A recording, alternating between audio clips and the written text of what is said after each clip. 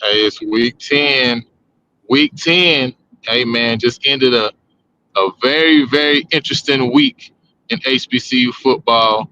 And again, we want to welcome you all to the recap with your host, Lionel, Coach Got Heish Northern, and also my co-host, Kerry Mickers in the building. Before we get straight into it, man, you already know we got to show love to the sponsors. And first and foremost, got to show love to that PV alumni, Jeff McKissick. He's a Texas licensed loan officer with Fairway Independent Mortgage Company, and he'll guide you seamlessly through the loan buying process. See, many of us are unaware of our credit score or our true financial situation, but Jeff will help to develop a step-by-step plan to make your dream of owning a home achievable sooner than you think. Listen, if you're looking for a perfect place, right, to have your family in so you can watch the PV games going down, right, to host those PV watch parties going, because listen, we're going to the SWAC championship and we're still going to win the Celebration Bowl. So if you need a place before December when it's going down, make sure you hit up PV alumni Jeff McKissick. And listen, before we get you in that spot, right, you know what I'm saying, you know you got to hit up your boy, because I'm going to help you to find the perfect spot for you, because I believe just as God has a special place, a special mansion for you in heaven, is just as sure as he has a special place for you to reside while on this earth. And so I just believe my job is to partner with him to prepare a place for you. And once we find that place, you know, we got to make sure that place is ready to go. And so we also got another part of the dream team, you know what I'm saying, that home team, you know, Neil Harris, alum Neil Harris, right? When you're thinking big about your biggest investment, you owe it to yourself to contact Big. That's Blueprint Improvement Group. He has experienced inspectors who assess every aspect of the property from the roof to the foundation. So visit thinkbig.com, right, to get your home inspection. Support the team that supports the team. And so listen, talking about the team that supports the team, hey, Coach Kerry, first and foremost, how was you guys' weekend, man? How you guys doing before we get into it this evening? Good. Besides getting wet, losing my voice, my friends took me to fundraiser for the rodeo, Black Heritage Foundation.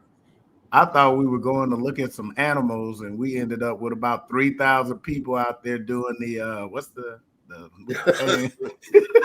Man, I had no idea it was going to be that many people there, and it was outdoors, but it was under a pavilion. It was really cool. So I had fun doing that, and picked up my car this weekend. I got another car. I ain't bought a new car in 20 years, so enjoyed that. And Oh, didn't enjoy the new car PGA. smell, new car, new you. Yeah, yeah, it was, Okay, new I me. got you. Yeah. Car did a good job bringing me back. So it was all good except for the game.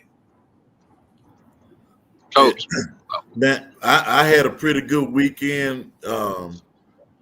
Being outside in the weather, even though look, I call the game, but sometimes we end up getting put outside. I don't know what it was this weekend, but we sitting in the concourse, and look, man, I hate to say it, man, but the best coaches in the world sitting in the stands. I'm telling you, they know all the strategy, all the like if you listen to them, they got it down to a T up there. But man, it was a good weekend.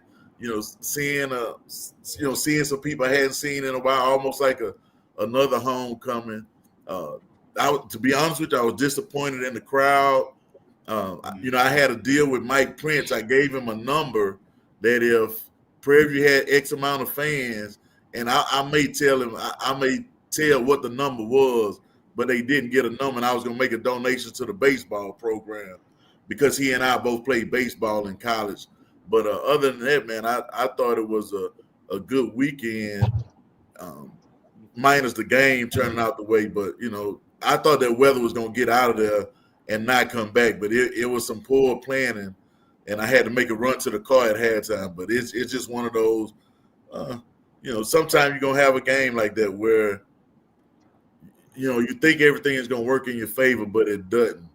And I'll address the part about blitzing a young quarterback in a minute. But it's some different strategies that you have to think about, because a lot of times when you blitz a young quarterback, you actually make it easier for them. But I'll touch upon that later in the show. Yeah, for sure. And we're gonna get into that when we get into the game. Yeah. Obviously, the recap of the game later in the show. But first and foremost, let's just talk about general swag all together.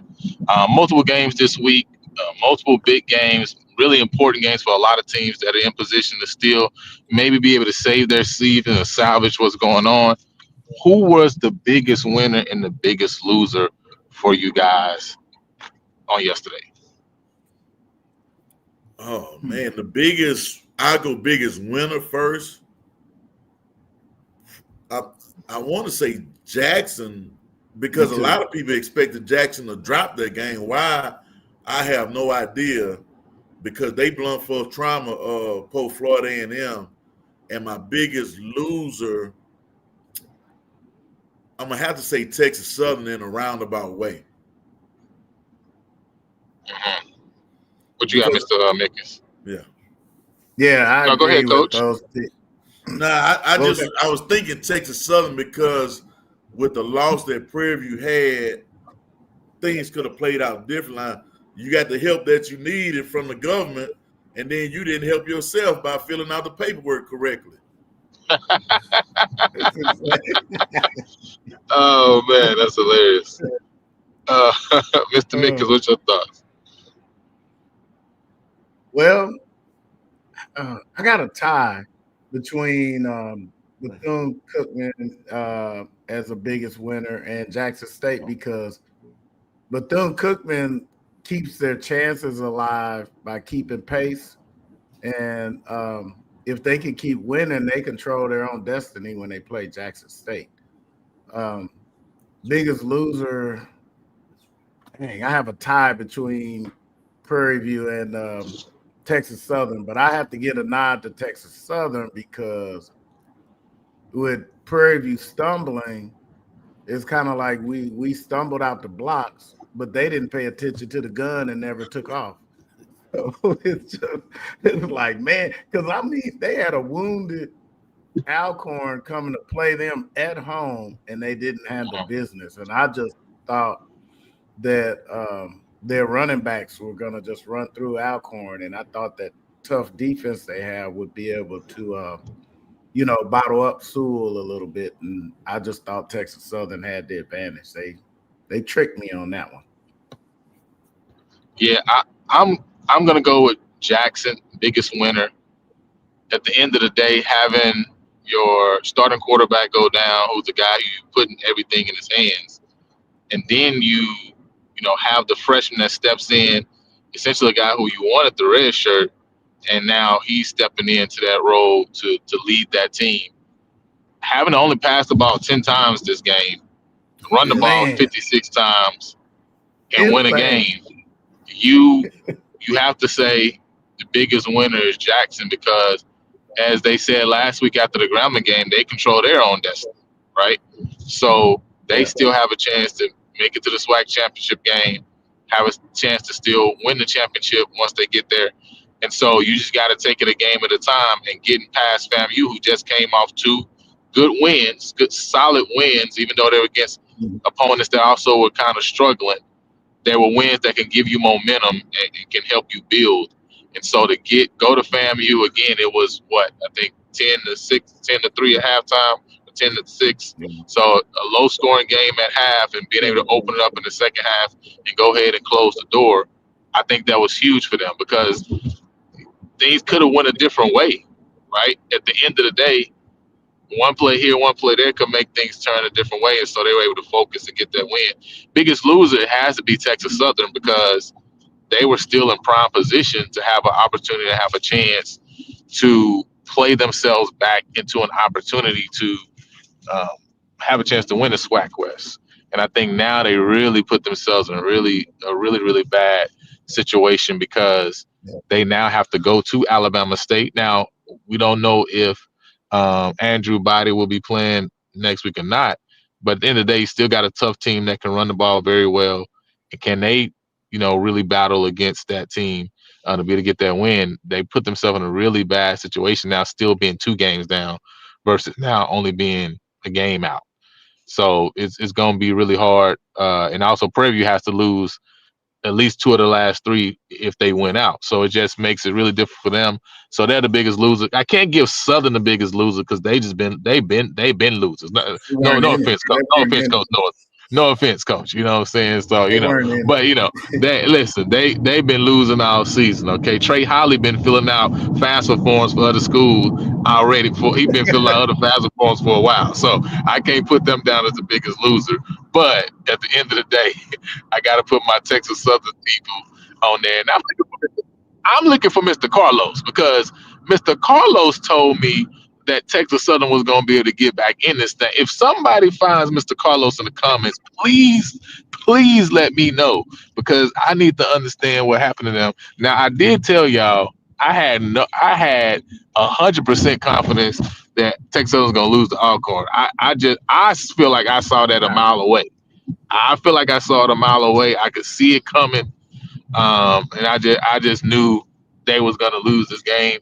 And so 33-14, we can get to that in a second, but so that's my biggest loser for this past week. But let's go ahead and talk about, we can go roll into that game specifically, right? Talking about Alcorn and Texas Southern. At one point, Coach, it was 24-7 Alcorn. And so Texas Southern is just really still struggling really, really mightily on the offensive side of things, and aren't really able to do essentially anything through the air. If they can't get anything on the ground, for the last 2 years, it seems, they have not been able to offensively produce points. And even now with the quarterback that they believe was the guy, which is KJ Cooper, which we said at the beginning of the year, do you really know if he's the guy? He played 3/4 of a game, right? So what's your thought process there with Texas Southern? And even just kind of almost projecting out, say this year ends, they don't win the SWAC West. What does Coach Chris Dishman have to do to change what they have been offensively, because the defense has been solid and has kept them in games and allowed them to stick around. But offensively, they haven't been able to produce enough to win some of these games that gets them over the hump. Well, I think the thing, it's hard to say that the defense has been doing X, Y, Z when you still been dropping games and the opponent True. scores more than 14 or 17 points a game. So you can't just say that, but they got to find a way to get off to better starts. And I think when you have a game like that playing against an Alcorn, when you let them hang around, that's not the best way. You have to, as they say, you got to let the law be laid from the beginning of the game and try to discourage them from even trying to compete in the ball game. You can't turn it over. You can't give up big plays in the kick return game, different things like that. But the defense has to take another step in the right direction. And I'm not sure because, like I said, I thought based off of what I saw the little bit last year and the little bit that I saw them play early in the season, I thought they would have turned the corner because when you look at them, they have a very good-looking team, but it's just like the either the plays are not being made or it's just something that's missing in the offensive side of the ball down there. When you can run the ball decently, you should be able to throw it decently. I don't know if they have to move the pocket a little bit more, cut the field down, have a better screen game, but you have to do something better in order to manufacture some passing plays and some bigger passing plays with the personnel that they have. Right. Yeah, I agree. And this game was kind of weird because Cooper actually, they actually had a lot of yards passing, but I was surprised that they bottled up Renfro like that.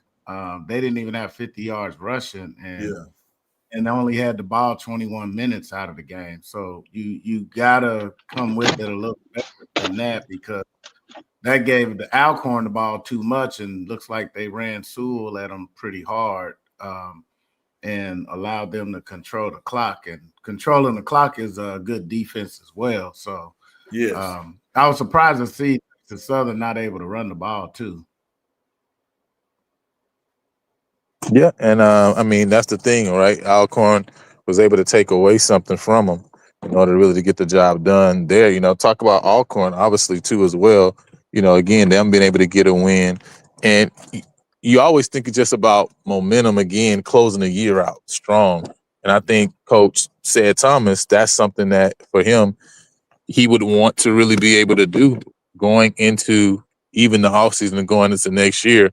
What does closing the year out strong help to do, Coach, when you talk about even building momentum for, say, a run in 2026? How can that be beneficial, especially when you talk about the transfer portal? I mean, you got so much movement, but is that still something that could be beneficial for a team, for a coaching staff, et cetera, like it has been in the past when you see more continuity amongst teams? Or is that maybe something we kind of overemphasizing in this moment?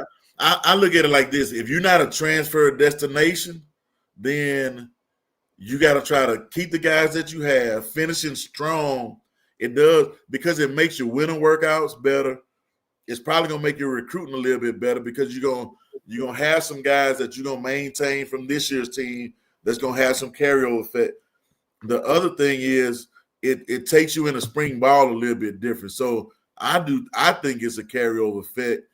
Now, at a school where you're going to just get a whole lot of transfers and you got money to throw out to get players, I don't think it matters that much. But going back to what I said, if you trying to carry over your team from one year to the next, I think that's going to make a difference because the guys can see the potential of, hey, man, if we stick together and we work hard and we do the things, they can see some things that they're doing right now that they didn't do early in the season.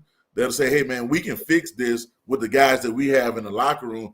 Give us a little piece of here or there from the junior college ranks. Maybe give us a guy from maybe close to Loma, the Vicksburg area that went off the school and looking for a fresh start, different things like that. I think we will see that if they can finish winning 2 out of the next 3, 3 out of the next 4, and especially if you win the last game of the season, for them it'd be real big. No, for sure. That's definitely would be huge. I think for, like you said, I think it's even more important for a team, as you say, that isn't necessarily a transfer, destination in that sense. So that makes a lot of sense. So let's move quickly to the UAPB Southern game, 40-21. Were any of you shocked by that outcome? And I think it was interesting.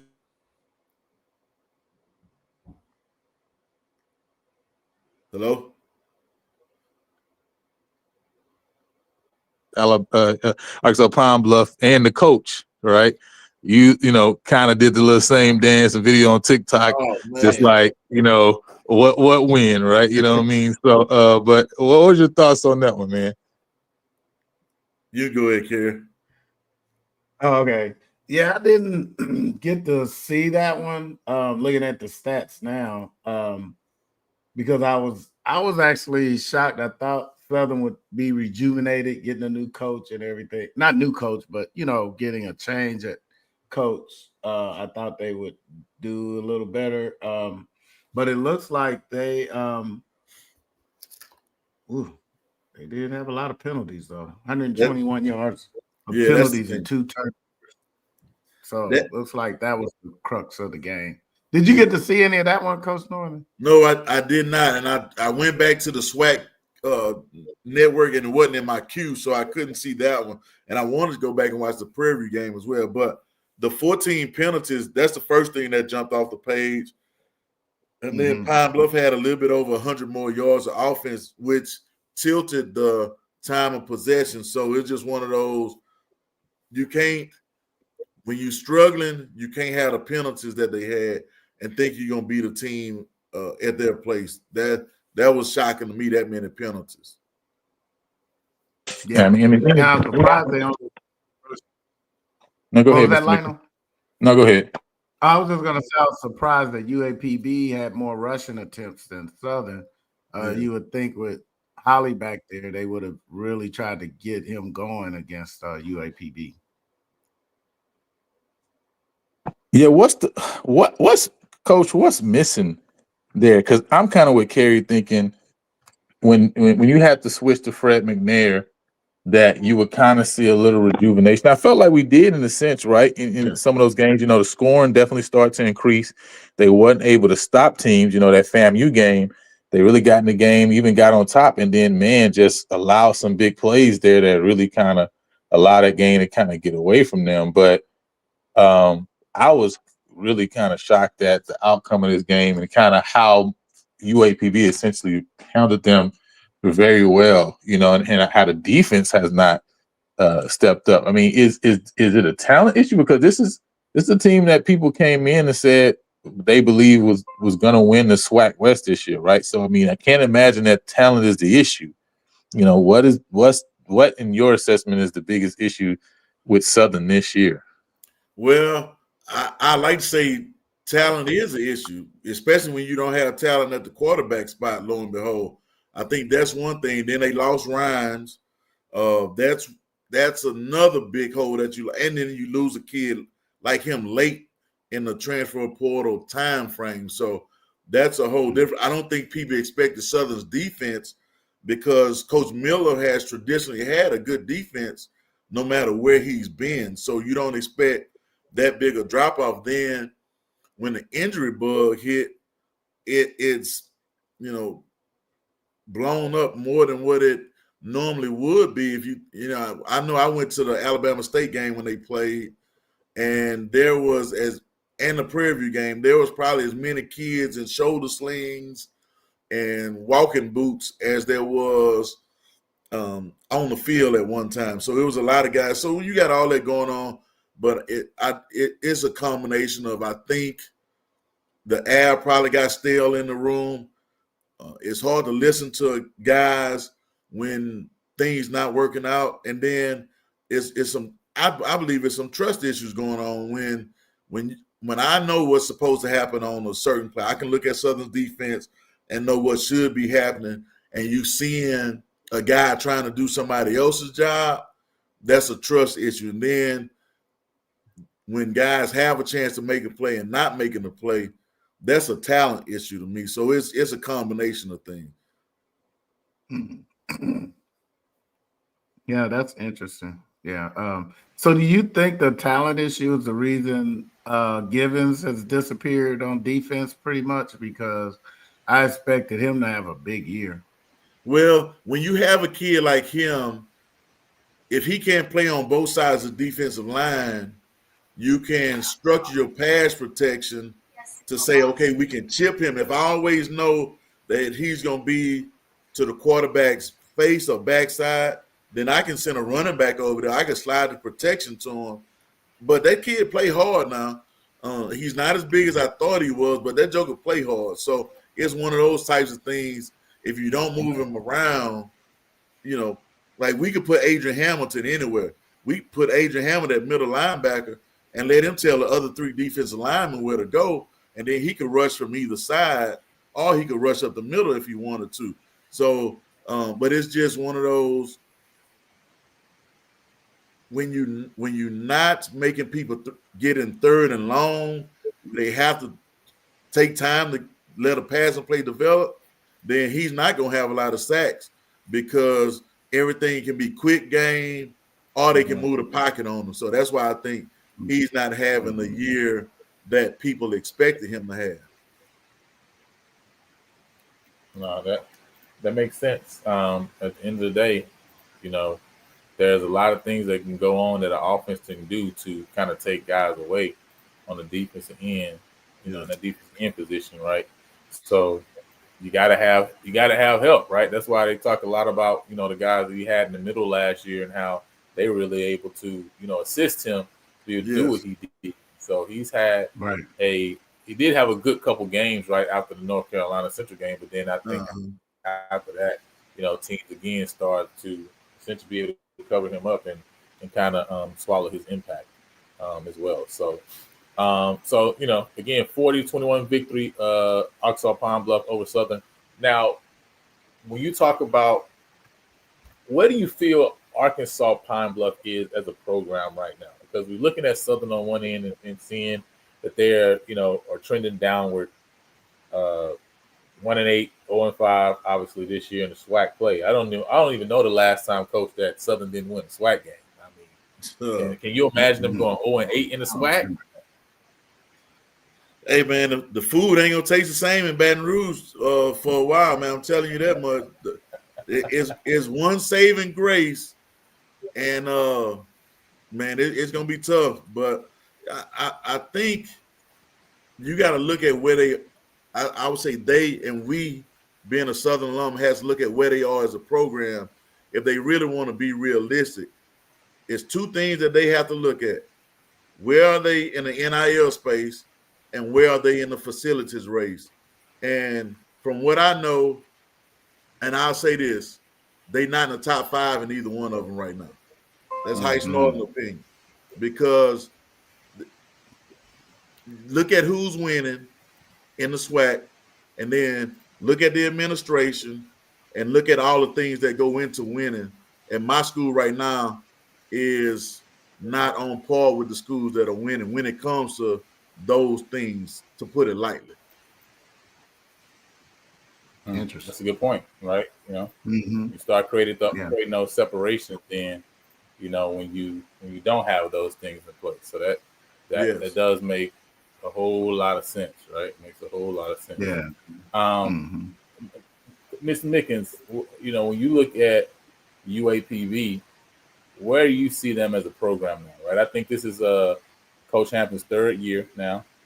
2-3 in the SWAC, 3-5 overall. Obviously, the game against Westgate. And then, there. Where do you see them in this fight to build a program? Because UAPB, I think, is a program that you look at and say it's a team that you got to give a coach a 4-year kind of time span, 5 years, in order to build out what he want to build, and you expect at the end of that 4 or 5 years, we should have a championship caliber already team. I think that's for sure UAPB, you don't look at it as a program that you're going to give them 1 or 2. Right. I really don't think there's not really a lot of programs that you can do that way. Period. Right. I think that's the issue with Grambling and Southern right now is they've been on 2-year rentals the last 2 coaches, and that's continue to put them in a hole. Which, by the way, I hope they stay in that hole so long. I got no problem with them falling in that hole. I told y'all they was going to that hole, by the way. I told y'all they crumbling dynasty. I've been telling y'all that for a long time. But we on UAPB. Where is he? Because if you say, hey, I'm giving him 4 years, he's in year 3 now. How do you feel with what you've seen with him so far? Because I think he has shown that he can find talent for sure. Yes, he can. The issue with Coach Hampton is maintaining and retaining the talent. Yes. Because he's shown that he can find talent. I mean, when you look at last year, you understand that he brought a guy in who was gonna be Oklahoma's guy at wide receiver in the spring, by the way, right? When he went over there. He wasn't gonna be just another receiver. He was their guy at receiver. And even Mekhi Higgins, even though his offseason didn't go as well, Lamar to Alabama A&M, right, and he didn't pan out right now. He was a guy at UAPB. Yep. And now, being able to see what Christian Peters has been able to do, right? He's been able to play very well for them throughout this year so far. What do you feel this program is, and what is kind of the thing that they need in order to get them to the next level of being a contender in this way? I think first of all, they got to not let their OC get away, because it seems like no matter who you put there, he figures out a way to get. And I think the other thing is the administration looks like they may have to get serious about getting him resources, because I feel that program is under resources, like what Coach Miller was just talking about. And so I think those things will need to happen. I like Coach Hampton. I hope he can get another chance, because you can tell he's really into the players. He really wants to win. But I think that sometimes he's not given the same resources as other people. So, but I think he could, because it's hard to tell which way they're trending, because each year they're kind of the same. The talent, they're not bottom, but they're middle of the road. But I'd like to see him still be able to go through that 4th year and kind of see where you're at, and that way we could really kind of see what he's gonna do, because he, like you said, he gets the talent. It's hard to put it together in the wins, but other teams are putting a lot more resources in their team than you are able to do at Pine Bluff. And Southern needs more resources too, because both you guys got on Southern blue, even though they don't look the same. So if you look, I mean, first year at UAPB, 2-9 overall, 1-7 in conference.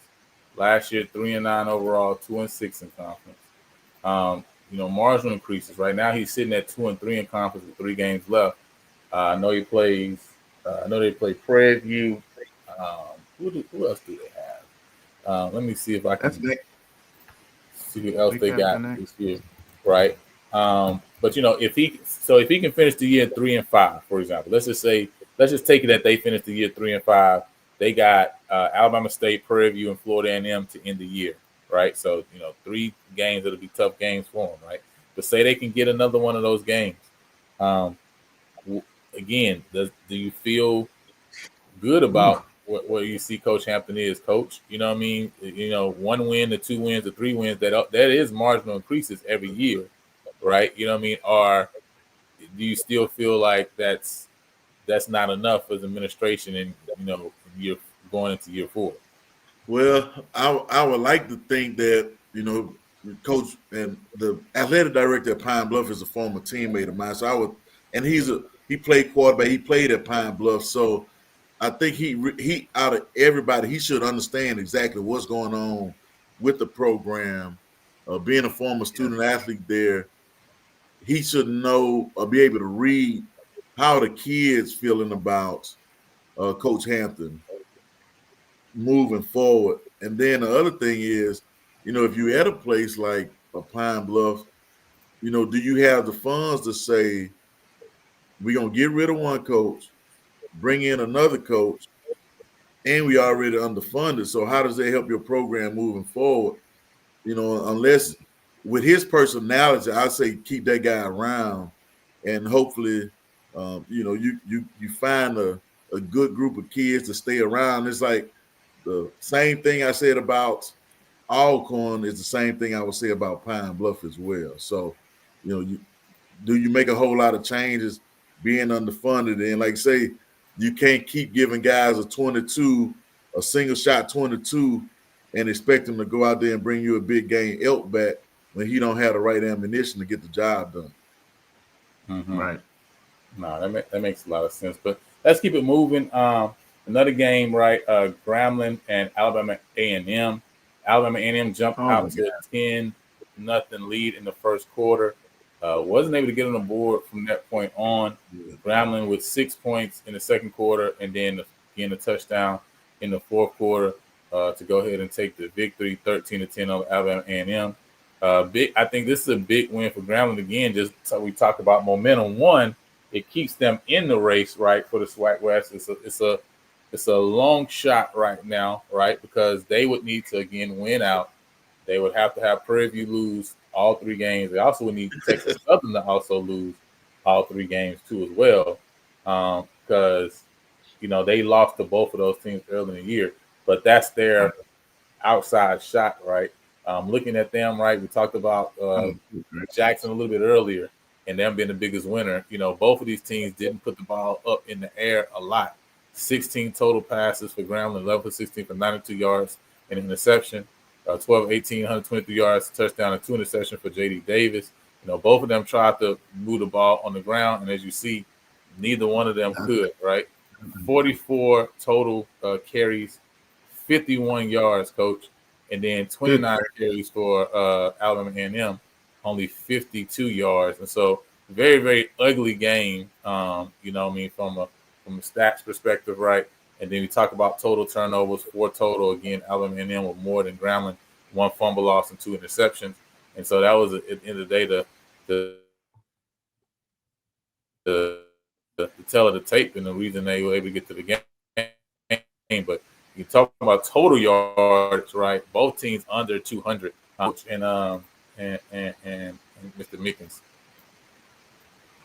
Well, I think with that game, the only people that enjoyed watching it was the Coach Northern types that want to see some defense smash the offense. But everybody else was like, good Lord, will somebody score or get a first down or something? And over 11 on third down efficiency, you're not going to win many games. But Grambling won and only got 1 third down conversion. So that's absolutely. 1 of 15. Yeah, that's absolutely amazing. And then for Alabama A&M to not have 200 yards of offense, but 95 yards of penalties is just brutal. So, and 3 turnovers didn't help. So this was like, I don't know if it gets any uglier than that. They pretty much, this was a gift for Grambling to try to catch up in the West. But yeah, like you said, I don't see, unless something really crazy happens, I don't see them catching up.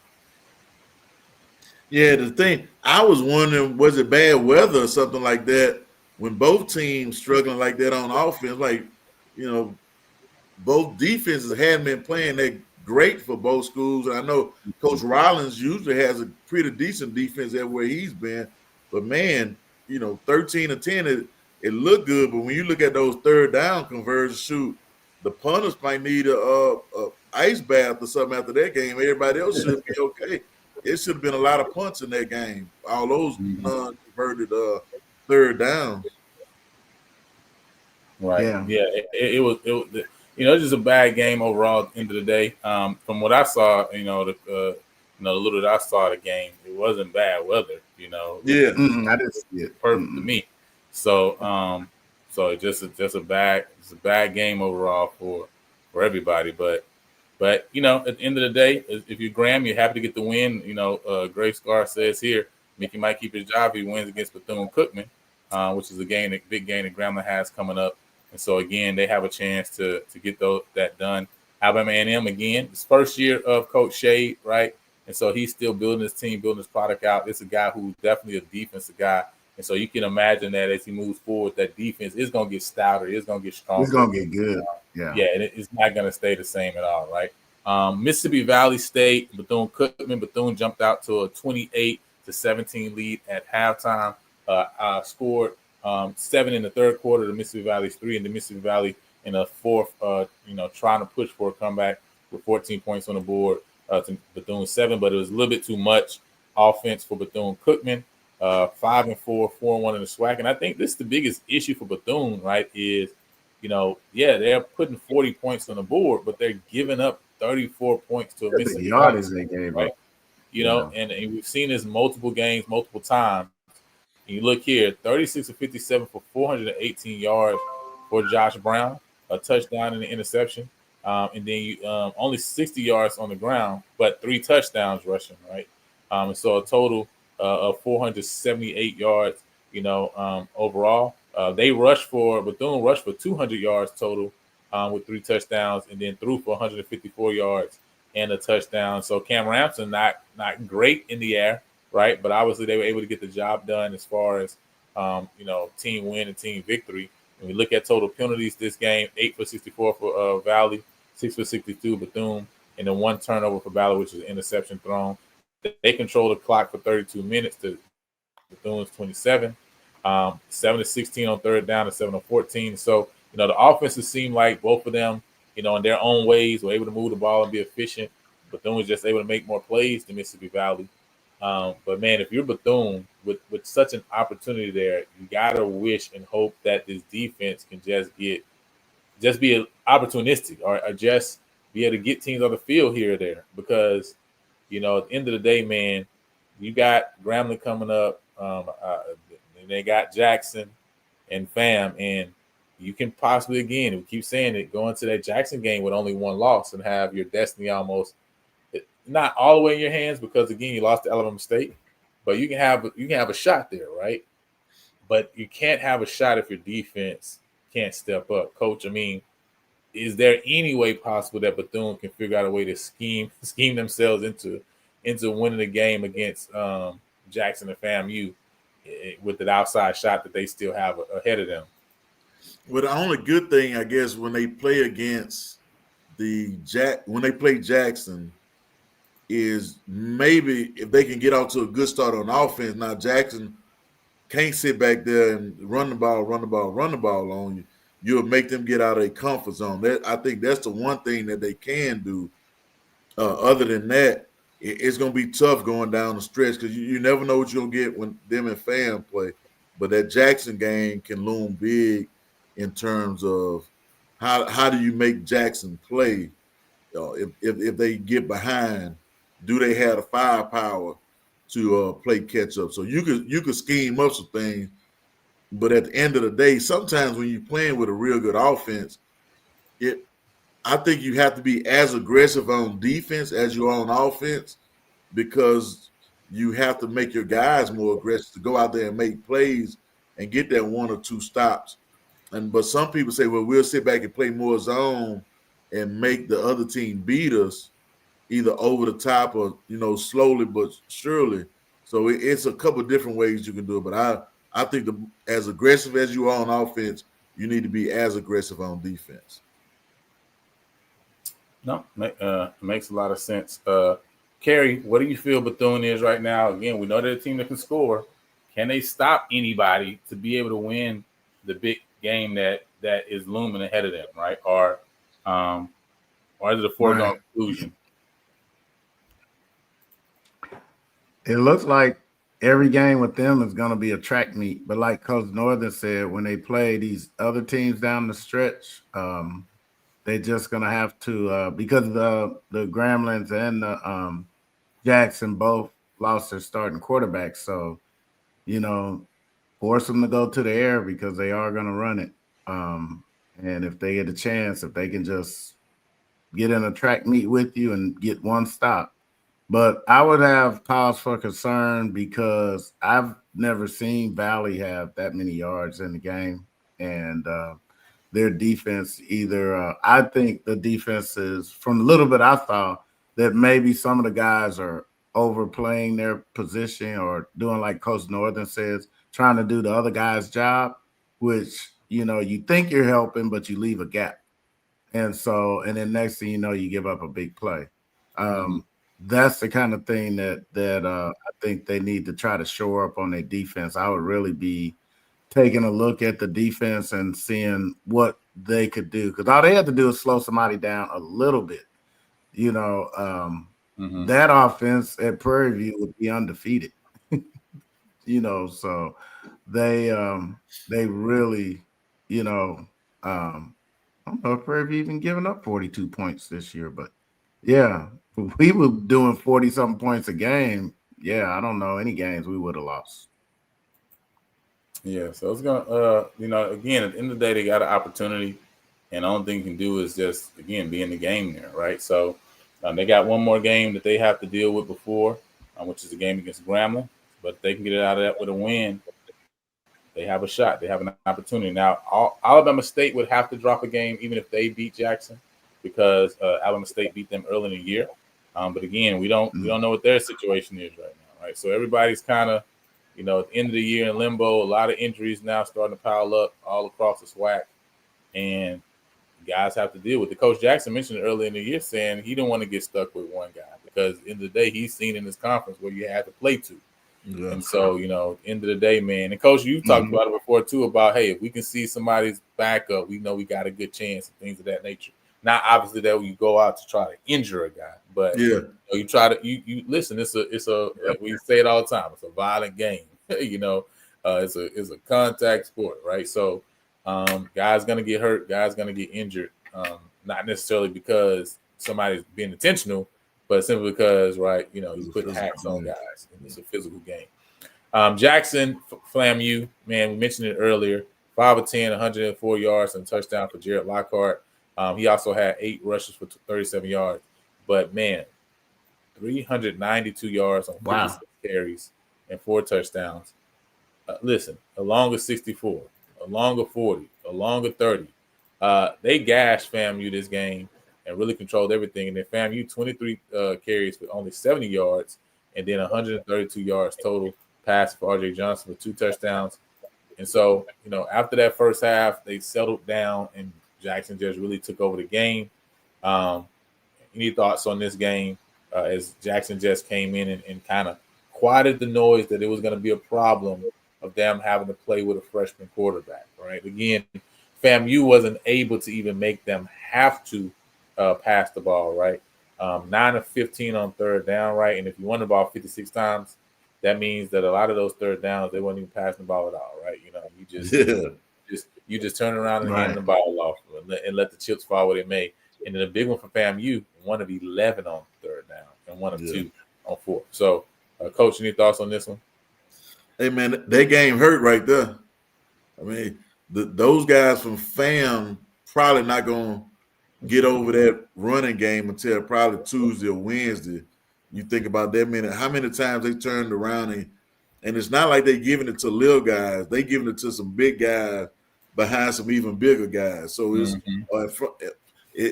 that one's gonna hurt for a while for FAM. So it proved once again the best thing for a young quarterback is a good running game. So kudos to Jackson. Even with the 10 penalties, they still control the line of scrimmage and 56 rushing attempts. That's some 7 yards of carry. That's some ground and pound right there. Now that's something that, again, right, when you look at different games, and we talked about Grambling game, right, and how that end up coming back to bite them. Jackson's been a highly penalized team throughout this year, and so I think there's definitely something that they're gonna have to figure out a way to get those penalties down, because at the end of the day, when you play even a team, for example, like we talked about Bethune-Cookman, right. At the end of the day, right, when it's a high-scoring game, right, you got a team that can score for points on the board. Even though you can gash them, man, penalties can be an Achilles heel that allows a team to be in a game that shouldn't even be in a game. like it was with Grambling. And so if a team is around, and the longer they're around, is the longer they believe that they can win. And so that's definitely something they're going to have to deal with, coming into these last couple games of the season, and seeing if they can get the job done and keep moving forward. So that coach is not going to hurt because they barely touched him. Yeah, it looks like it. It should hurt. Put it that way, then, because like I say, man, that's a lot of ground and pound right there. And I keep saying the most demoralizing thing that happened to you in a football game is not getting moused or getting trucked. Mm-hmm. Is having the ball being run on you over and over and over and over again. That's the most. It'll make a guy tap out if it's the right dude back there running the ball. That's factual. So now, and especially when you couldn't stop them. Yeah, for sure. So now let's get into the game of the week, right? I think this was really a good one. Had a little bit of everything, I think, in this game. Alabama State comes out of it with a 31-28 victory. Again, it was 14-7 Prairie View after the end of the first quarter. Alabama State outscored Prairie View in the second, so halftime went 21-21. Alabama State with the third quarter of 10 points. Prairie View wasn't able to get on the board, and then Prairie View scored 7 in the fourth, wasn't able to finish that last drive or hit that field goal, and so end up losing that game 31-28. Prairie View moves to 6-3 on the year, 4-1 in the SWAC. Alabama State 6-2, 4-1 on the SWAC. Still with their SWAC championship chances in the balance, they still need Jackson to drop at least one of the game. But again, they have to win out. And so that's going to be big. One of the biggest things coming out of the game, Andrew Body on the last play on Alabama State's last offensive play of the second quarter of that first half, got some kind of hand injury, which we still aren't exactly sure what it was. We heard a couple different things, right? And so, his, availability is in limbo and up in the air. But you hope that Alabama State, that have seen last year having to use multiple guys and eventually a wide receiver at quarterback, should be able to, figure that thing out, right, to finish these last 3 games out and again, keep themselves in a position where they have a chance to possibly make the SWAC championship game if Jackson can find a way to fall in one of these last couple games. But guys, man, what is y'all thoughts? Coach, I know that you called this game. What were you guys' thoughts on just the game overall? And then we can get into some details and kind of break down, some different specifics. Well, that first drive, I was like, oh, boy, man, they were on fire. Prairie View was offensively. And then, I heard somebody when Alabama State got the ball back and Body ended up turning the ball over. I heard somebody say, well, Body's going to body sometime. And, when you have a guy that dynamic, he's going to make a very spectacular play sometime. And then sometimes, unfortunately, 2 of the playmakers for Prairie View made a great play, got the ball back, and now they up 14. I think the biggest thing that changed, if you go back and look at the first 3 times that Prairie View had the football, I want to say they started off about the 48, the plus 48, and then maybe around the 37, but they had great field position every time they scored early in the ball game. And then it looked like they started losing the field position battle. Now you have to drive the ball. And like I say, I would rather get a couple singles instead of a home run, because Alabama State really hit them with the one long pass. Mm-hmm. They got them down in scoring range. But other than that, it was some good back and forth. But the turnovers hurt. And like I say, I want to say it was one ball that clearly slipped out of Peter's hand, where I thought he had a guy open, and you could tell the way the ball came out that it just slipped. He had a tip ball, one interception. This is my opinion, so don't send me to the SWAC referee's office. He threw the ball. Now, it may have been a bad read, but at the end of the day, his wide receiver was being held. He's the only guy there. How can you not see him being held? So, and I talk about Jerry sometimes. Jerry's interceptions were more bad throws than bad reads. So I never fussed at Jerry if he made a bad throw. If he made a bad read, that's one thing. Just tell me what you saw. And I think he was seeing good things, but the throws may not have been there. And you're gonna get that from him because of how athletic he is. You know, you can say, oh, he threw a ball off the back foot. Well, he threw a touchdown off his back foot as well. So you can't have it, both ways. But I just think that the turnovers, the way they happened, kept Alabama State in the game. And the kids made some great plays. But for them to just be able to come pull out a road win in a big game like that without just starting quarterback the second half, I thought that bode well for those guys, though. No, for sure. Okay. Yeah. Well, my first thought of the game. Well, of course, you see my thought. Turnovers. We had too many of them. That's my thing on it. But, and I hate to say it, and there's no shade on PV, the OC. I don't want the OC to choke me when I'm coming around the team. But I did say if Alabama State get to 30, we're gonna have concern. But what I didn't count on was, well, the SWAC office don't know where I'm at, but I didn't count on some of those bad calls we got. Cam Peters clearly got the wrestling body slam right in front of the Alabama State bench, way out of bounds. And the ref said nothing. And I don't know if you guys saw it, but I kind of like to look at players away from the play. But right in front of one of the refs, our guy got punched straight in the face. And I saw that more than once, and they didn't do anything. And so it was almost like they had money on the game. But like Coach Northern said, that don't take away nothing from Alabama State. They made plays, and I really like how the Alabama State OC shortened the field for the young quarterback. Mm-hmm. He didn't have to stand back there and hold the ball. And we all saw their offensive line. Those some big guys. So when you let him get the ball, if he did have to throw, he got the ball out the hand quick. And I also predicted that if we couldn't control Holtzclaw like we did Sewell, that would be tough because he had 127 yards, but he's not a flashy runner. Yeah. He's just a guy that'll get you 7 yards when you need 5. Mm-hmm. And I really like that guy as a running back because he won't just go down by you running up and pushing him. He's gonna, and he falls forward. Coach Northern probably saw that too. And I knew that coming in that if you didn't get a hand on him right there in the backfield or right at the line, that he could be a problem. And so I just thought, and I would have liked to have seen us instead of doing and it's easy to say that when the play didn't work, it could have worked, but Alabama State did the same thing we did to Alcorn. We tried to run that jet sweep, and they called a perfect blitz, and shout out to their defensive coordinator because that was a perfect call in that situation.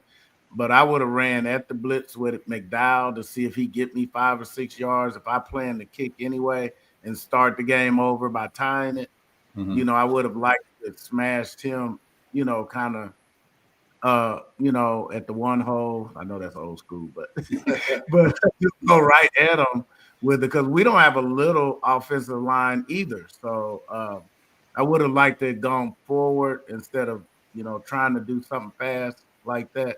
If you did want to do something like that, even though he did have some misses, it would have been nice to get one to the Joker in space, maybe a quick pass to him, but. In that situation, I would have ran McDowell to at least try to get some yards. But I think that this, like I said on Twitter, we got 2 L's. We got the loss and the lesson. And I think that lesson is going to be bigger in this loss than winning that game would have been. I hated to see us lose home field advantage like that, but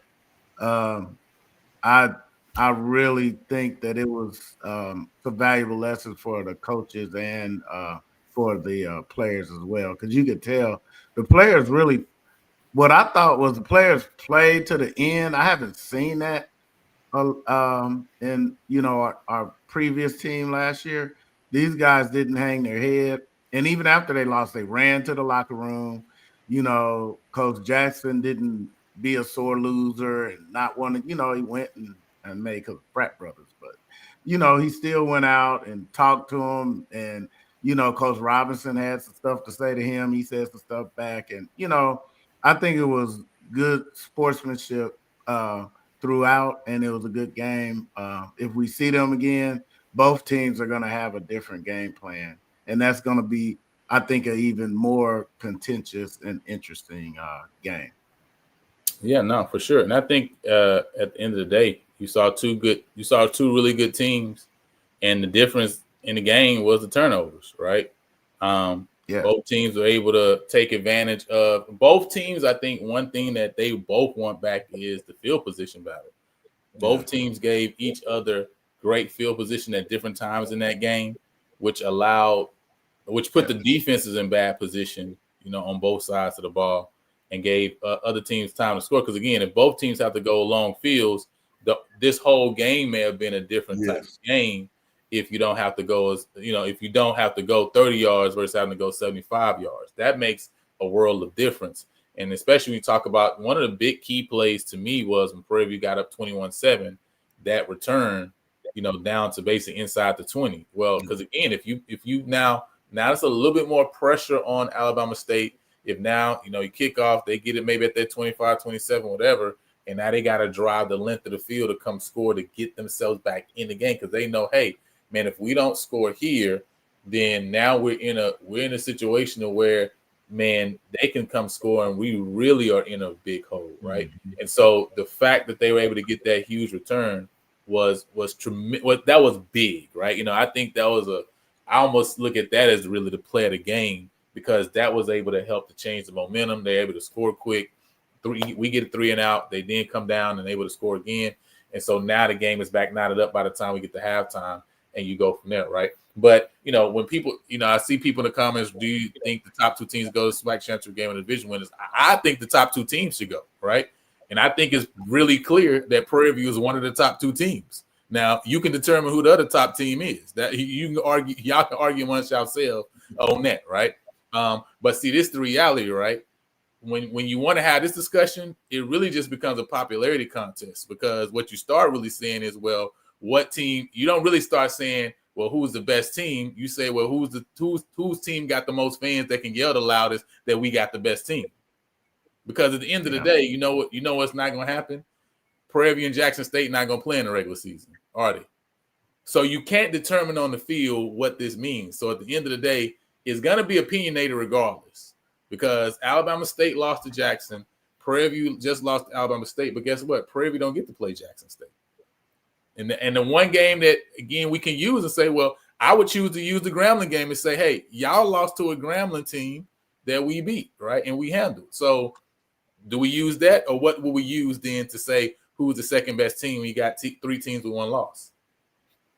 You see what I'm saying? So at the end of the day, it's still going to come down to opinion if the teams didn't play on the field. You can't. How do you determine who are the best teams if the teams don't play on the field, right? What's that? Are you going to use and say, well, this team scores more points than this team, or this team gives up less points than this team? What are you going to use? What stats you going to use to say that? And so I think it should be the top two teams.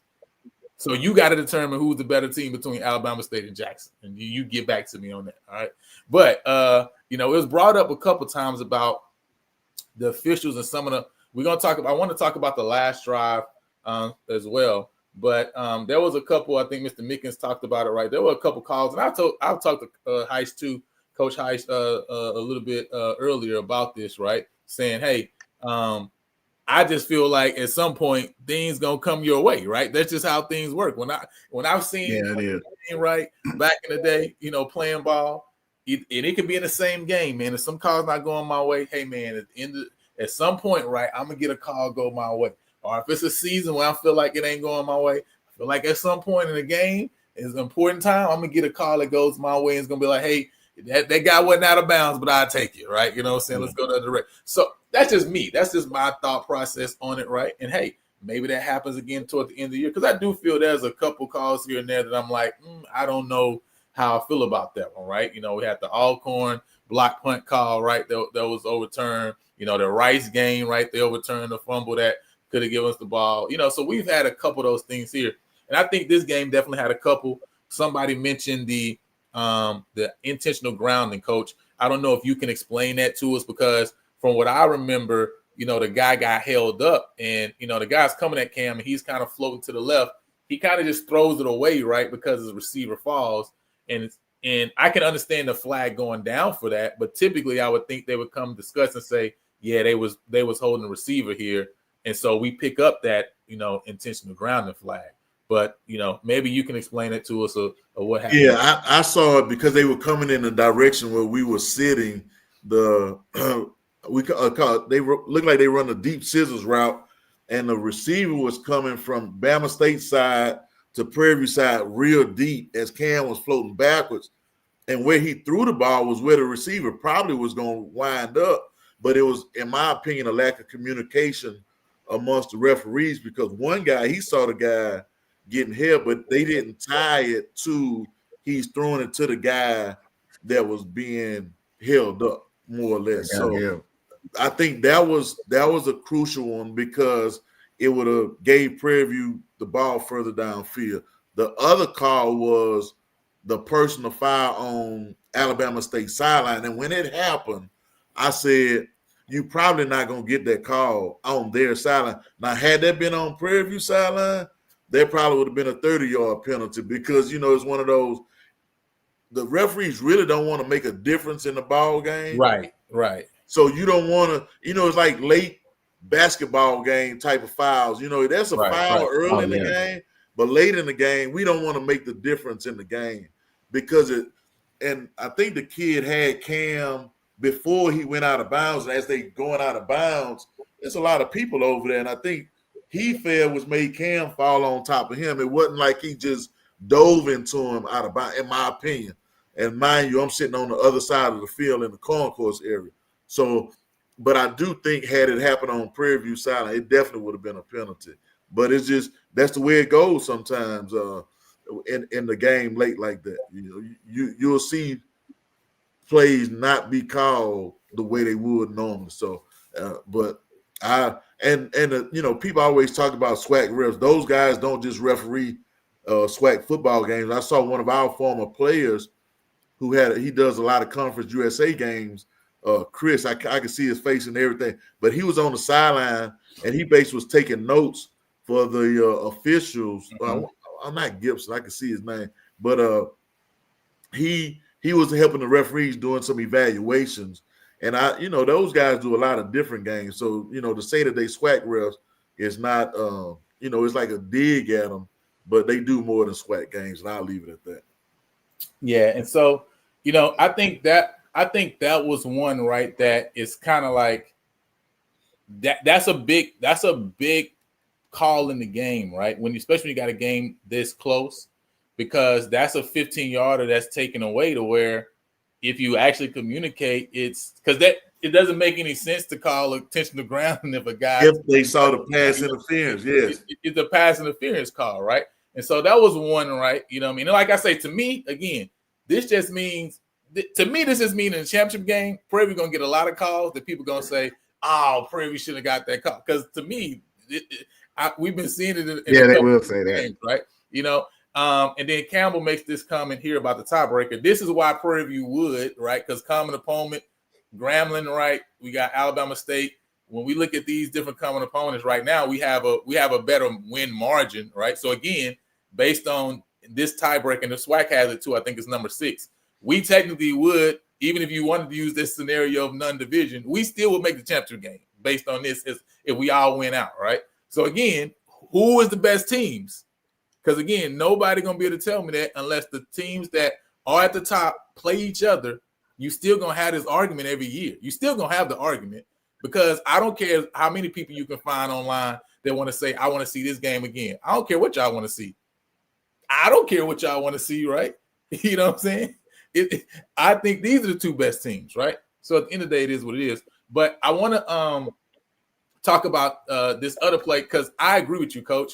And when I first saw it and they didn't call it, my first mindset was, and I always think basketball too, right?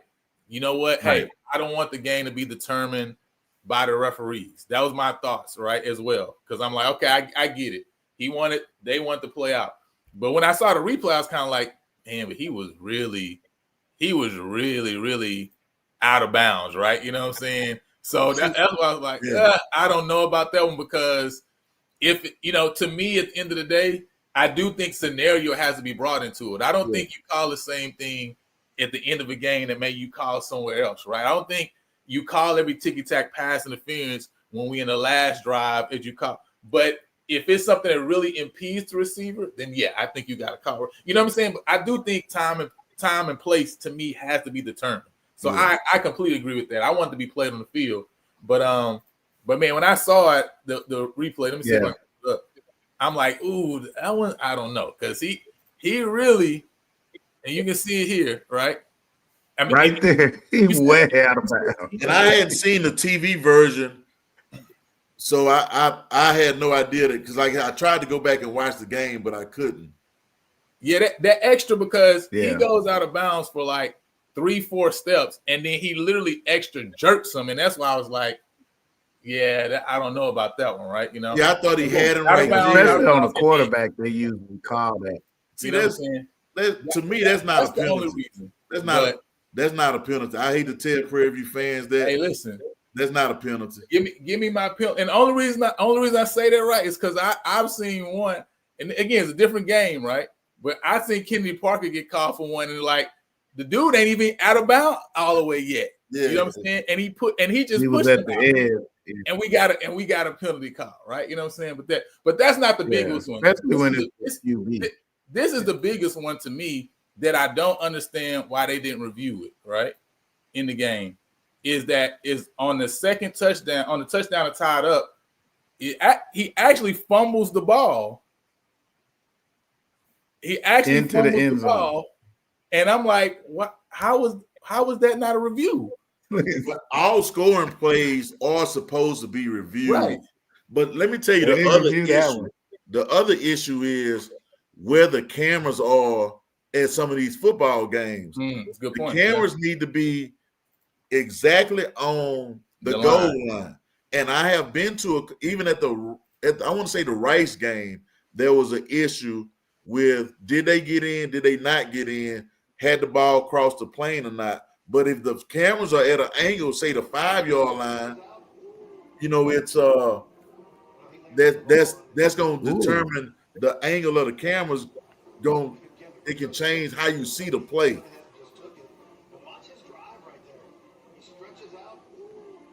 No, it was out of his hand. Didn't recover that. The linebacker came up with it.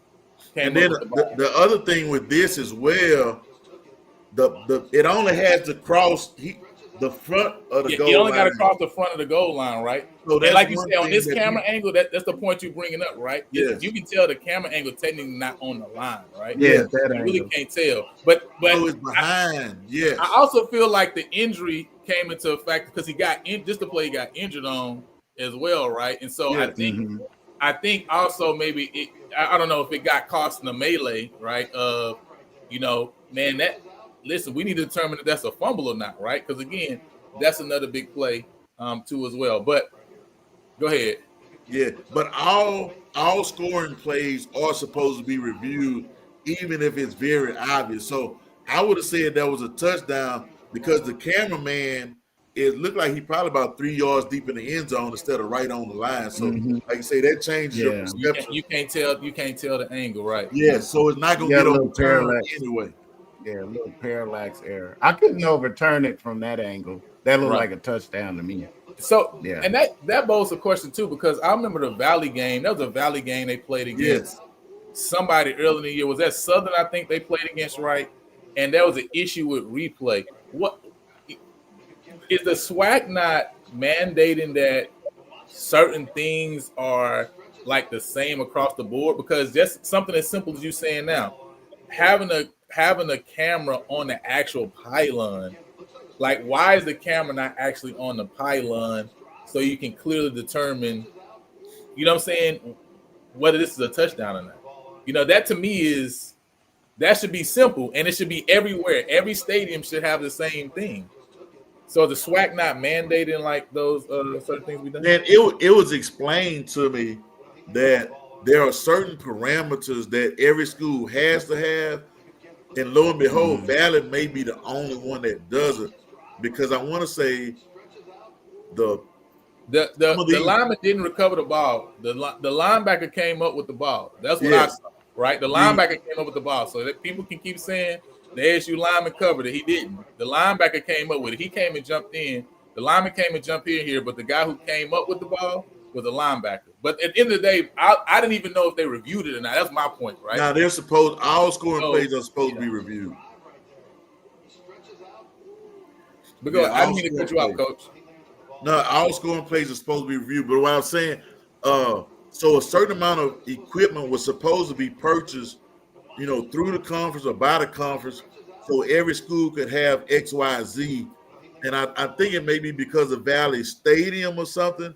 They didn't have the right amount of rooms to house the video equipment or something like that, which is, from what I understand, like part of the reason. So people see me in a concourse calling a game, but the SWAC TV, the referees now have a booth. So the home radio booth is occupied by somebody else. So it's all that other kind of stuff that's moving in the background that we don't know about from a press box standpoint, a TV production standpoint, all that other kind of stuff that goes into video replay and how they go about doing that. So it's I've been upstairs and been next to the room where they're doing the video replay, and it's a few guys up there, some former referees, current referees, but it is almost like a separate production and how they can zoom in and get the different angles.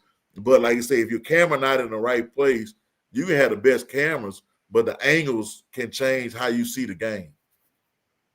No, that's fact. So I want to go to the last drive, right? So this was a one that also was contentious. A couple of weeks ago, we talked about the option play, right? That, Alabama State ran against Jackson State. That was a jet sweep call that, was on a second down. What was your thoughts? And Mr. Mickens, you can get in here first, right? On that play call. Man. You really, as far as Prairie View, able to run the ball very well in that game, right? And so even early in that drive, they had a running play that was called, where they wanted to pick up a couple yards, right? They turned around and handed off to, I think Bingman was in the game at that time, right? Able to pick up the yards for a first down. What do you see? And I know sometimes we always hate the outcome more than the play, right? So I want to be clear, because if the play works, then everybody loves it. We always say that, right? The play don't work, everybody hates it. But I think there, in that sense, especially the fact that you hand it off versus if you were given an action in order to just create some space for Cam to run, because that had been successful, so far previously in the game. To me, that would make sense, because it's like, hey, I'm just giving some action for the quarterback so we can create some space for the quarterback to see if we can gash him here, because you had seen that being successful throughout that game so far up to that point. Or if we really just want to pick up some yards here and get it and get into a shorter third down play, right? We have been running the ball successful too as well, right? And right now, right, they're not loading the box, right? So what's your thoughts there on just that play call in general? Because that was the big play where you really lost, I think, the 7 yards. That kind of puts you in a position where now it's 3rd and 16. If you don't convert, you got the long field goal, and obviously we saw what else happened. So, Mr. Carey, I'm gonna let you go first, and then we get Coach in. Well, I think that, and being that I wasn't in the booth, I don't know, but I'm thinking they may have thought. I'm thinking they may have thought they saw something in the booth that would catch them off guard with that play. I don't know if they maybe had thought the defensive end wasn't keeping, squaring off. Mm-hmm. So if you notice that he's maybe gashing in at an angle, a play like that could catch him off guard. So, and like you said, Cam, kind of did that play, but never took the option of the end around. He faked that guy coming around, and then he ran up the middle. So I'm thinking on that one, they may have thought they saw something. And like I said, with the success we had before, I would have liked to have ran McDowell or even Bingman up, kind of up the middle. And even if they got stopped at the line, you wouldn't lose as much. I thought that was kind of a risky play, kind of the same as if you decided to take a pass down the field. I just think something a little more higher percentage would have been something I would have done, and nothing against what they did call, because I think that they felt they saw something. And it don't take much. These are 18 to 23-year-old guys, so it's nothing for you to maybe miss a block, your girlfriend walk by or something, and you miss that guy slicing in. We don't know. So sometimes we think, well, the coach should have did something different, but it's up to the players to execute as well on that one, because for that line, looked like the linebacker got him. For that linebacker to get him that quick, somebody missed something, because I don't think that play was designed to let that guy go like that. Yeah, Coach, what's your thoughts? I'm gonna see if I can. I you can't. I'm trying to see I think you just have to make a call and go with it. You can't have everything. You're trying to get to the edge of the defense. They made a good call, blew the play up, and lo and behold, you second and long now. But like I say, they have been having success with plays very similar to that. Now, I don't know what the read was. Did they send two guys off the side where they normally been sending one? I still hadn't seen the video of it, so I'm not one that's going to criticize a play call and having not seen the video. So this is, I believe this is it right here. So second and 10 from the 31.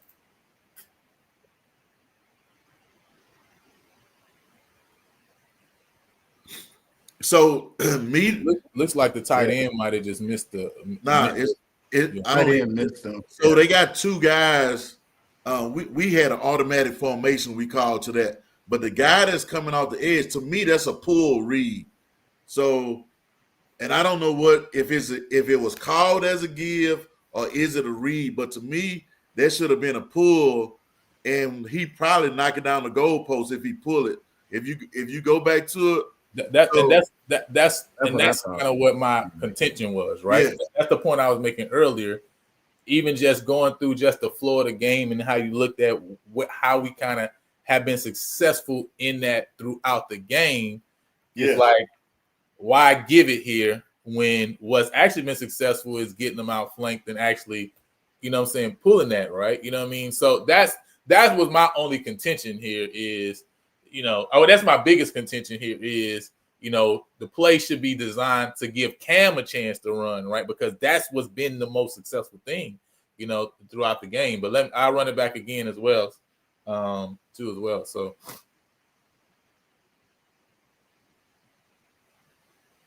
And it would have been wide open, right? Yes. If you'd have kept it. What? Maybe the tight end might not have was supposed to block on that, because it looked like the guy on the edge went with the tight end, and the guy that made that tackle would have missed Cam because he ran straight that direction where Ojo went. So I think that's what threw it off. I think everybody else, except for Ojo, expected Cam to pull it. Yeah, look back there in man, right? So he's going, Zero's going with Ojo there, right? So it looked like what they running, we call it saw blitz. They sending everybody inside. Sam and Will coming off the edge. The guy that's running with motion is covering. And like I say, if you look at it, I'm going to say that's a great play call. I have to say that. If you look at what happened, if he pulls it, he's still running because the guy's going to overrun it. You got a free safety going to the middle of the field. He's going to probably knock the goalpost down. Also, if you get a block, you see the guy that's looking at Cam now. If you get that block, Ojo is probably still running outside. So for everybody that want to, and I hate to say, well, that is a good play call, and I let it ride in there. That's a good play call. You just think it's a good play call on both sides, that the execution on one side was better than the other. That's how you really. I'm gonna tell the truth. the guy that made the tackle didn't do what he was supposed to be doing because he's supposed to be squeezing, taking Cam. That's the crazy thing about it. That guy looked up and made a play off of something crazy. He's not even doing his job and made the play that it pretty much, changed the whole outcome of the game. That's how crazy. Which is why he would have got burnt if Cam kept it. Yeah. If Cam had kept it, he would have burnt the guy that had him as the assignment. Yes. Because the only guy that can probably tackle Cam is the free safety on the hash. That's probably the only guy that could make that play. So, like I say, it's a good play call. It just wasn't executed good. And they lucked into a play. The guy that made the play, I say it again, the guy that made the play not even doing what he's supposed to do. That's how crazy it is. Right. So, I mean, and that's, I guess that's why I keep going back to it, right? Is he probably had also made that same mistake multiple times because we had gashed him multiple times, right? Yes. You know what I'm saying? Which is again my contention of, listen, just pull that thing, and even the linebacker there, right? He overrunning Cam too. He already running to that side because he running with Ojo, so he gonna pick up. He probably gonna at least pick up a first down here, right? You know what I'm saying? And so yeah. But anyway, at the end of the day, I think they ran it as a give, right? I think it's clear that they ran it to give the ball to Ojo, right? It wasn't. He's not reading anything. He's simply handing the ball off, right?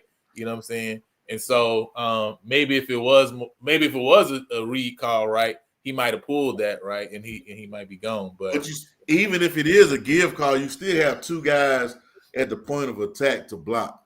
And I think Prairie still had 2 timeouts at this point in the game. So running the ball don't hurt you. 3 timeouts at this point, I think. Okay, so that's it.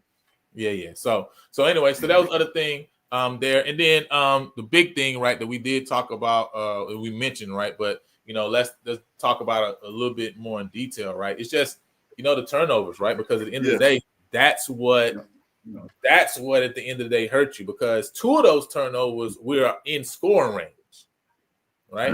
We move the ball consistently, and that's one thing that, again, I think we talked a lot about our defense versus their offense, but I felt like a lot of conversation wasn't given to our offense versus their defense, and that at the end of the day, that was where the game was decided, right? Their defense made one more play than our offense did.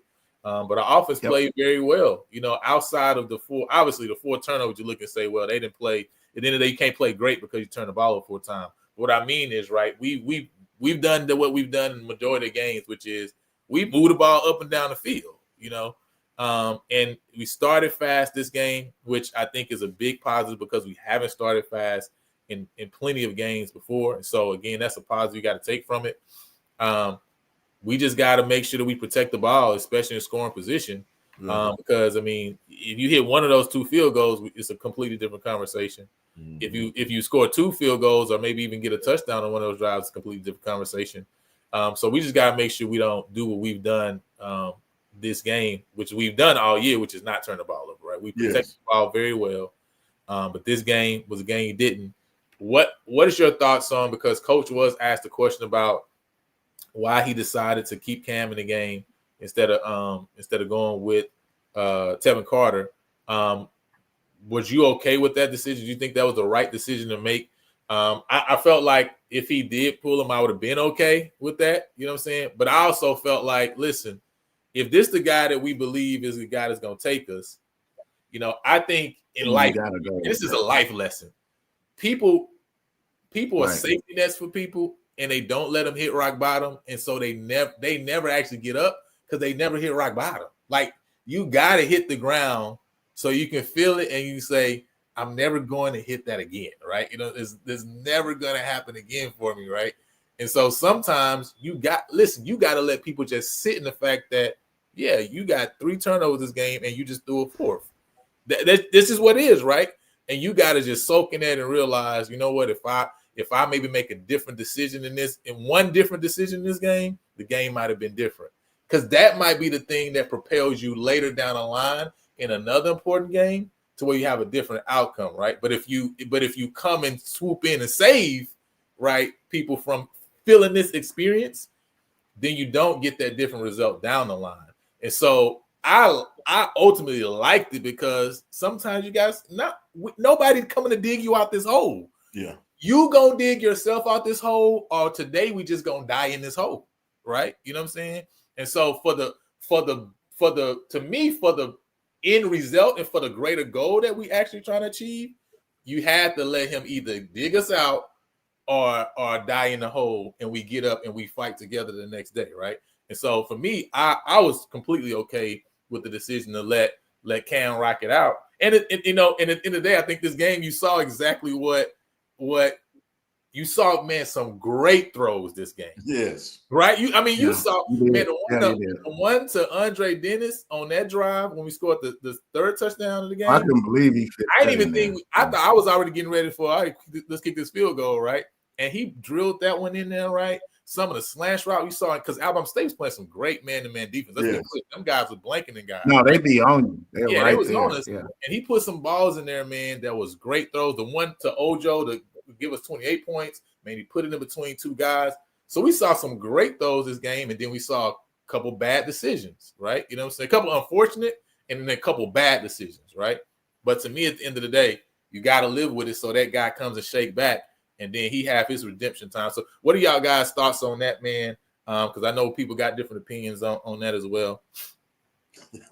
Look, you could go either way with it, you know, because on one end, like, I was torn because I understand why he kept Peters, because we thought that Andrew Body would go up and down the field. So just running wouldn't keep up. So they probably felt like we need a guy that's going to pass because these guys are going to score quickly. And that's what I think they probably thought. And then also you want to get some continuity going into this tougher part of getting toward the end of the year and possibly championship. So you keep your offense a little more balanced when you have the QB in there that can pass. And I'm not a coach, so I didn't know. I thought it would have been nice to put Carter in there to give it a spark and give them a chance to talk to Cam Peters and settle him down. But I don't know if that would have broke up his continuity versus settling him down. Because if you playing a tight game like that and feel like you got a short leash, it's going to make you play tight. Mm-hmm. And I think that's probably what the logic was, is they don't want him feeling like it's a tight leash. It's kind of like teaching your kids something. You make them hang in there until they get the lesson, even if it might be a little tough. I just think it's you sort of go with what you know in terms of how you're gonna handle people in certain situations. Mm-hmm. Unless it's a predetermined rotation, that's the thing that I would say maybe you go with. But like I say, I'm not at practice every day. So it's easy to sit around and I say criticize, but I really do think if you're going to go with a quote-unquote 2-quarterback system, it has to be something predetermined. I would say quarters 1 through 3, I may know that I'm going to bring one guy in for the third series of the game regardless. Then depending on if that 6th series is a 2-minute drill, I might leave my starter in as opposed to the guy that's coming off the bench. But you have to have a rotation and not just, in my opinion, go on who's hot and who's not. Now, sometimes you got to pull a guy if he's making bad reads or if he's doing something that's not predetermined. If he's making bad reads or bad checks, then that's the thing that I would say you pull a guy. Bad throws, totally different. Gotcha. And you feel like this was a situation more of that the read wasn't bad, but the throws was just bad. A couple of the throws were off. Yeah, and like I said, that's me sitting in the stands where it's way slower and not having looked at film. But I just know the one pass slipped out of his hand and they were going towards where towards the scoreboard, home team side. and the ball just fluttered, and Alabama's number one intercepted that pass. That one slipped out of his hand. Now some of the others, I don't know what the read was. I think one was a screen that got tipped by a couple guys, and then one, it should have been a penalty on the defense that wasn't called. So it's all those different things, all those moving parts. But it's just, you got to predetermine. You can't have a guy thinking that he's the man, but he always looking over his shoulder to see if I make one bad play, am I coming out? Can't have that, right? And it's going to break the company. Right. Especially, again, if you think that this is the person who's going to have to take us to that point, you kind of got to let him rock out, right? You know what I mean? So, again, so that he can make these mistakes now to have a chance to say, okay, I learned from that so I don't make the same mistake later, right?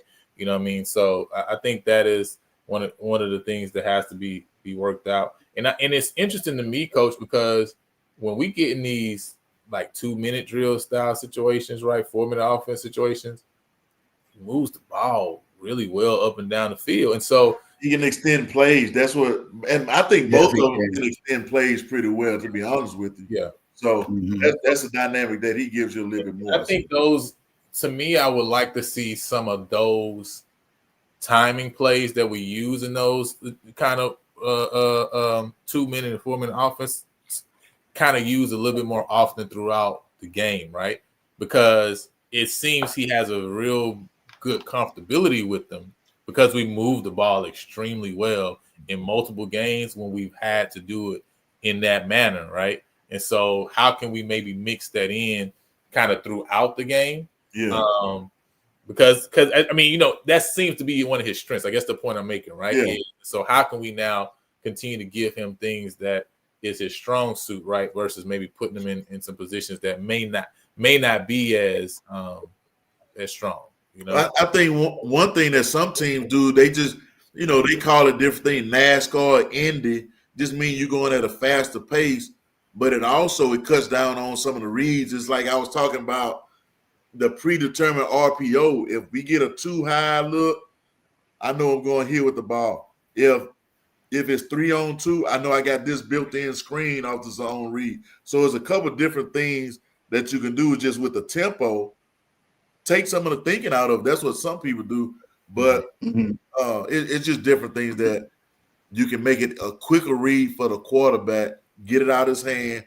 You still got your quarterback draw game, which I think he does a pretty good job of that. So it's a couple things you can do tempo-wise to make it easier for your quarterback at different times. Now, you might not want to live and die by it because your defense is going to get worn out, especially if you're not having success. Right. Yeah, and I think at the end of the day, man, it is what it is. I think the biggest thing, like I said, we talked earlier before, is, I mean, coming out of this game, I feel very comfortable and very confident. I think that's the main thing, you know, that we got a team that can play with any team in this league at the end of the day. And so it's going to depend on, you know, who makes the one play that day, or, you know, who has one extra turnover than another team does. And I think that's what happened this game.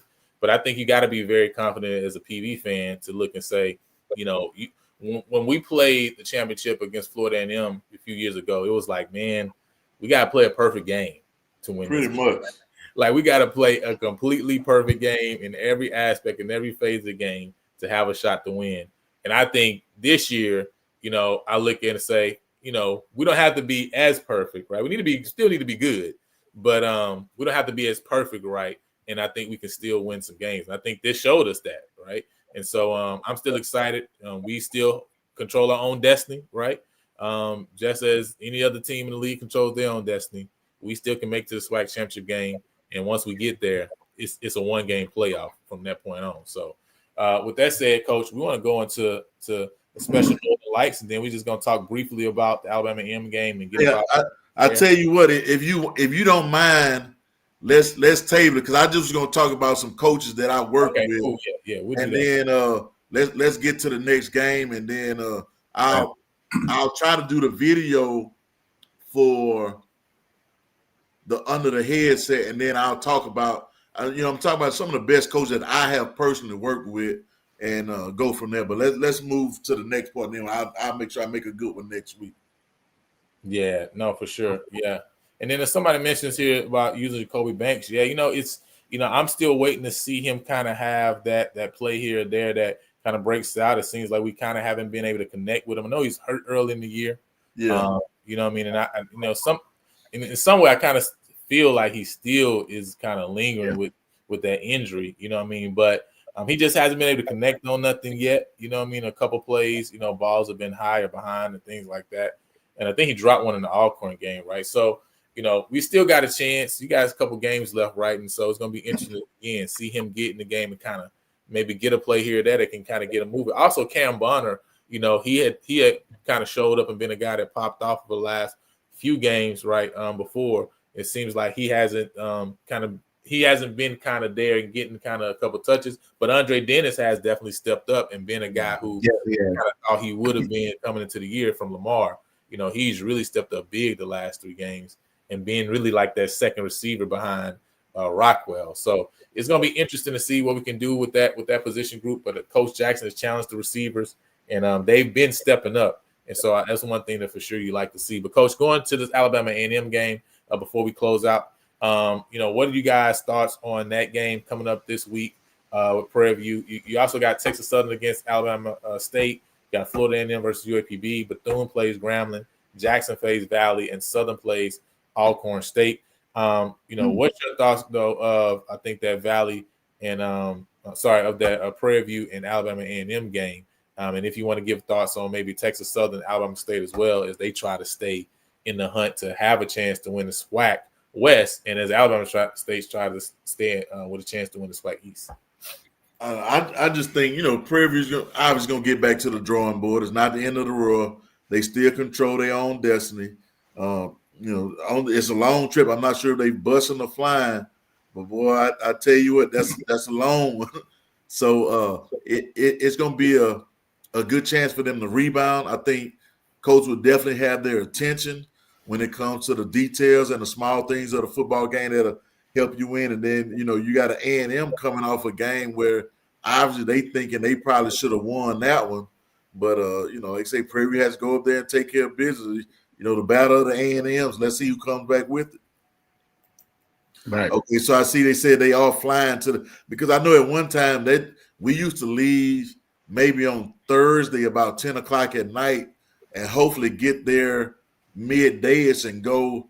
I mean, we had a pretty good workout back in the day. We might do some yoga in a room depending on how cold it was. So I think that is good that they all flying to the game. And actually, I'm going to Buffalo to do a favor for my brother, and I'm driving back, and I was debating on coming back through Huntsville, but I think it'll be Friday. Right. So if I'm coming on Saturday, I'll go to the game and hang out for a minute. But I just think the Panthers, they have what it takes to get it done. Like I say, they'll be refocused, and they'll know that, hey, man, if we don't get a game away, we could beat anybody, because that was a pretty good football team that they almost beat with 4 turnovers. Right. And I think Alabama A&M with their quarterback Brown, they like to throw it around.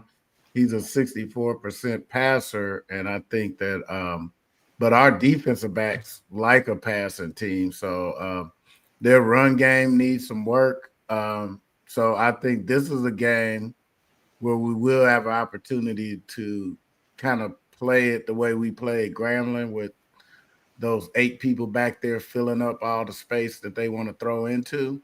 Mm-hmm. And I think we will have to probably try to force them to run the ball because they like to throw it. Their defense, this might be the week, because the Lincoln game don't count. This may be the week that Prairie View scores more than 30. And because I think if we get back to where we were and control the clock, run the ball, but get some passes out there, I think despite those 4 turnovers, I think Cam is getting a better feel of his passing games, and getting Andre Dennis more involved really helped, and getting somebody to carry some of the load other than Rockwell. And just a chance before we leave, got to hang out with Randy Ojo's mama at the the coaches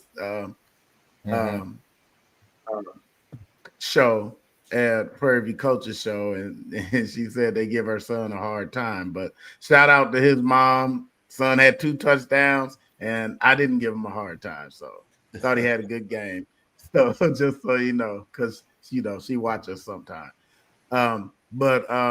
Yeah, I think this is going to be a game that they're gonna be more focused than ever, because you saw what happened after the last time we had a loss.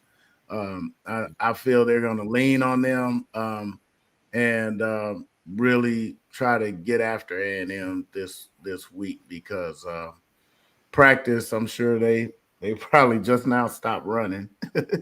So they probably been out there today running, lifting weights, eating everything in sight, and being that they got to take a flight. Does Coach Northern, when you have to fly up there, do you lose a day of like your walkthrough day or anything like that, or you still get to do it? What I'm assuming they probably gonna do is fly out Friday morning. So some people have different ways they do it. Some people like to practice early on a Friday morning and then travel. Other people may say, I'd rather get there because the temperature is probably going to be a lot cooler up there.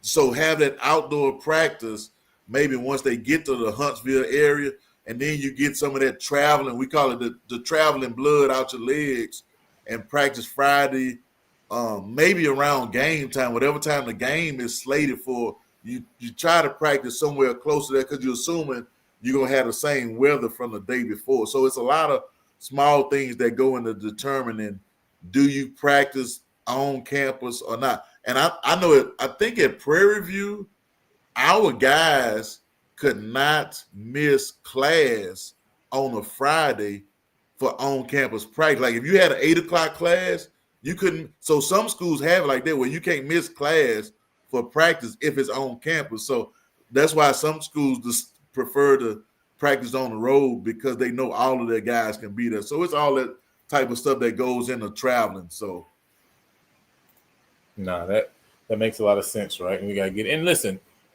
I hear people talking about the different injuries and things of that nature. Listen, injuries are part of the game, right? Because people want to make excuses and say that, people making excuses because they're saying 4 turnovers. No, listen, if you turn the ball, let me be clear. If you turn the ball over 4 times, you're supposed to lose. Okay, I don't know how clearer I can be. Okay, that ain't an excuse. That's a factual summation. Okay, don't turn the ball over if you want to win a game. Okay, that's pretty clear. All right, ain't no excuse. It's a statement. You know what I mean? But listen, injuries are part of the game, right? And the same individual that was injured also played in the first half, and they were down 21-7 in that same first half. So, these prognosticators, that say, well, if this person is here, well, this is how things going to turn out. Man, listen, that's not how life works, okay? Because if you change anything, a whole bunch of other stuff can change, right? The coach could decide, well, listen, we ain't even gonna do this in the second half. We're gonna do a completely different thing. So that's not how things work at the end of the day, right? That's the same individual that also fumbled the ball to us and gave us a chance to score and go 4-0, right? So, at the end of the day, everybody can say whatever they want to say. The only factual thing is we lost 31-28. That's it. Everything else you want to say don't matter, right? And Coach, I keep telling people all the time, I don't care who come out the East. I don't care. Listen, I don't care if Valley somehow find their way to win the At the end of the day, when we win a SWAC championship, whoever is in the loser column does not matter to me. Okay, y'all are still losers, and we still are SWAC champions. So with that said, we're gonna holler at y'all. See y'all next week. All right.